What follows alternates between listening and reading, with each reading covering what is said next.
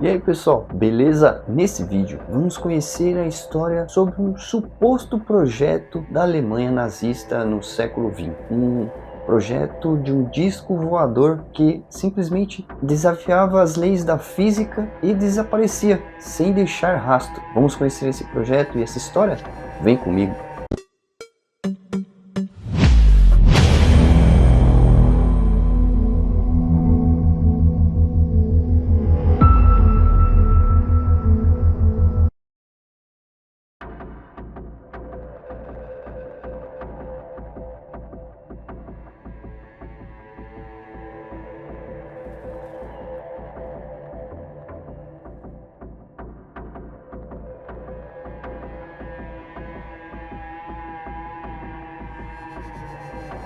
Para entender o surgimento da lenda Rainbow, é necessário voltar para a Alemanha dos anos 1930. Após a derrota na Primeira Guerra Mundial, o país enfrentava uma profunda crise econômica e social. Foi nesse cenário que Adolf Hitler ascendeu ao poder. Em poucos anos, o regime nazista iniciou uma gigantesca expansão militar. Recursos praticamente ilimitados foram direcionados para pesquisas científicas. O objetivo era simples: criar armas capazes de garantir a supremacia alemã. Muitas dessas tecnologias realmente existiram. Os alemães desenvolveram os primeiros mísseis balísticos da história. Criaram aviões a jato quando a maior parte do mundo ainda utilizava aeronaves convencionais. Produziram submarinos extremamente avançados e experimentaram projetos que pareciam saídos da ficção científica.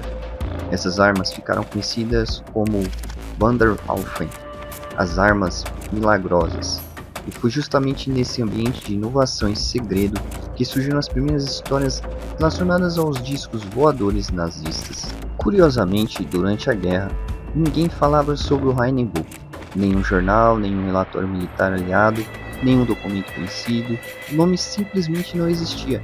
As histórias começaram a aparecer décadas depois.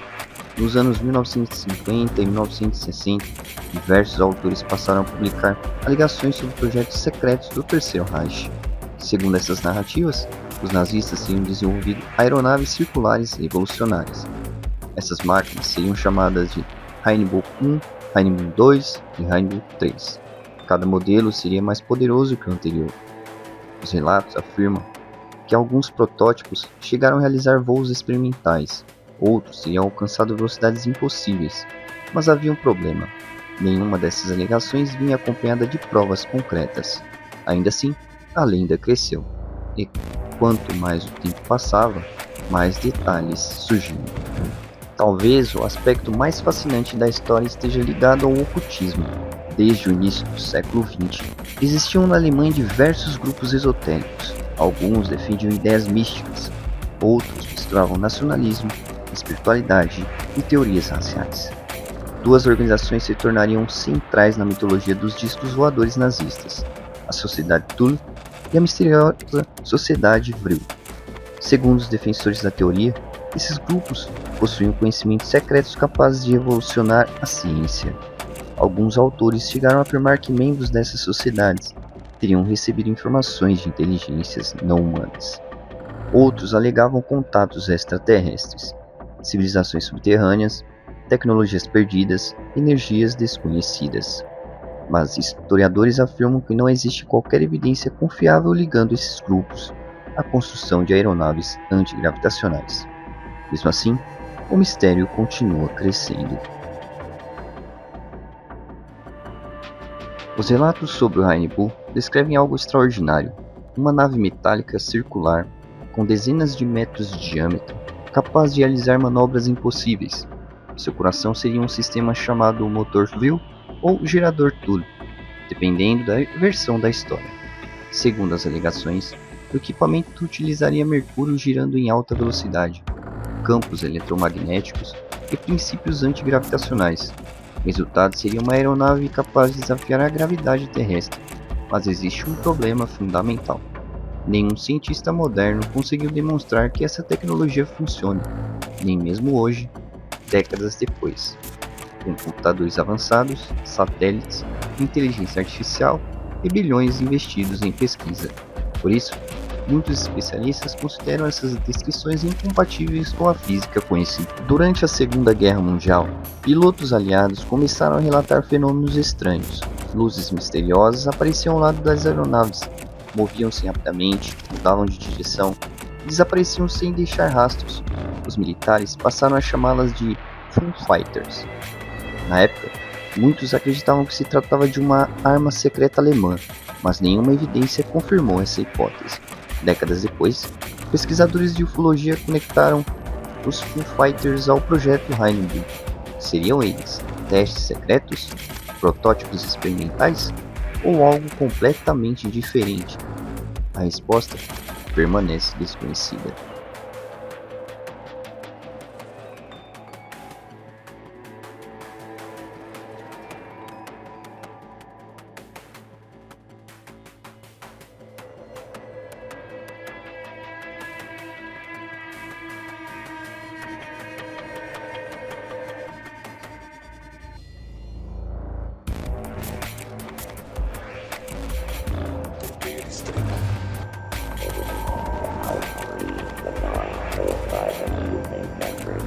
Alguns também são obcecados com a possibilidade da Sociedade Vril realizar um voo intergaláctico. Os nazistas estavam trabalhando num projeto secreto nos últimos 2 anos da guerra.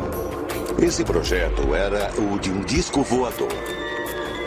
Teoricamente, um resultado direto da Sociedade Vril. Podemos ver claramente nos panfletos de 1930, publicados pela Sociedade Vril, que eles faziam projetos. Há um capítulo inteiro explicando como uma espaçonave ideal deveria ser se a tecnologia correta fosse aplicada. A Sociedade Vril fazia esses projetos. Eu sei que foram construídos dispositivos com a tecnologia que a Sociedade Vril estava divulgando antes da Segunda Guerra Os cientistas Mundial. nazistas podem ou não ter construído discos voadores, mas a Sociedade Vril já os projetava. Se eu sou um cético com relação a essas histórias de nazismo, sim. Por outro lado, há algumas histórias que ainda eu acho difícil desconsiderar. Mas a prova desapareceu. O mais estranho é que sabemos que estes dispositivos foram construídos, mas não conseguimos mais encontrá-los em lugar nenhum. Há rumores de que a tecnologia Vril foi usada pelos programas espaciais dos Estados Unidos e da Rússia. Então ficamos imaginando o que aconteceu com a tecnologia Vril e o que aconteceu com a Sociedade Vril. Em 1945, a Alemanha estava em ruínas. As tropas soviéticas avançavam sobre Berlim. Os aliados pressionavam pelo oeste. O regime nazista estava chegando ao fim. Hitler se suicidaria em abril daquele ano. Poucos dias depois, a guerra terminava na Europa. Se o Hindenburg realmente existisse, o que aconteceu com ele? Foi destruído? Capturado? Escondido?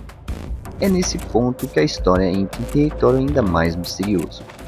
Uma das teorias mais populares afirma que parte da elite nazista escapou para a Antártida. Segundo a narrativa, uma base secreta chamada Base 211 teria sido construída anos antes da guerra. Ali, cientistas continuariam seus experimentos longe dos olhos do mundo. O Hindenburg teria sido levado para esse local. Algumas versões vão além. Afirmam que a tecnologia continuou evoluindo, que discos voadores secretos ainda operariam na região, que governos modernos esconderiam a verdade. Contudo, nenhuma expedição encontrou evidências da existência dessa base. Nenhuma estrutura, nenhum hangar, nenhum disco voador. Nada. Ao longo das décadas, surgiram inúmeras imagens supostamente mostrando o Hindenburg, diagramas, fotografias, esquemas técnicos, mas investigações posteriores revelaram algo curioso. Grande parte desses materiais apareceu apenas muitos anos após o fim da guerra. Alguns apresentavam erros históricos, outros continham elementos modernos impossíveis para a época. Diversos especialistas concluíram que muitas dessas imagens eram falsificações. Mesmo assim, continuaram circulando pela internet, alimentando a lenda. O mistério ganhou força quando documentos do FBI foram divulgados ao público. Alguns mencionavam relatos sobre discos voadores. Rapidamente, entusiastas passaram a associar essas informações a Hindenburg, mas existe uma diferença importante. Os documentos apenas registravam relatos recebidos pela agência. Eles não confirmavam a existência dos objetos, muito menos sua origem alemã. Ainda assim, para muitos pesquisadores independentes, Essas referências serviram como combustível para novas teorias. Hoje, mais de 80 anos após o fim da Segunda Guerra Mundial, o Reinhold Bull continua vivo. Aparece em livros, documentários, filmes, jogos eletrônicos, fóruns da internet e canais dedicados a mistérios históricos.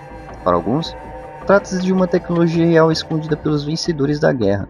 Para outros, uma mistura de fatos históricos com ficção. Uma lenda construída sobre o fascínio humano pelo desconhecido. Talvez nunca saibamos toda a verdade, mas uma coisa é certa: o mito do disco voador nazista se tornou muito maior do que qualquer máquina que pudesse ter sido construída. Nas sombras da história existem perguntas sem respostas, projetos secretos, arquivos desaparecidos, testemunhos contraditórios e histórias que desafiam a lógica. Reinhold Bull ocupa exatamente esse espaço, entre a realidade e a imaginação, entre a ciência e o mistério, entre os fatos documentados e as teorias que continuam fascinando milhões de pessoas ao redor do mundo. E enquanto não surgir uma prova definitiva, a pergunta continuará ecoando pelos corredores da história. Os nazistas realmente construíram um disco voador? Ou Reinhold Bull é apenas uma das maiores lendas do século XX?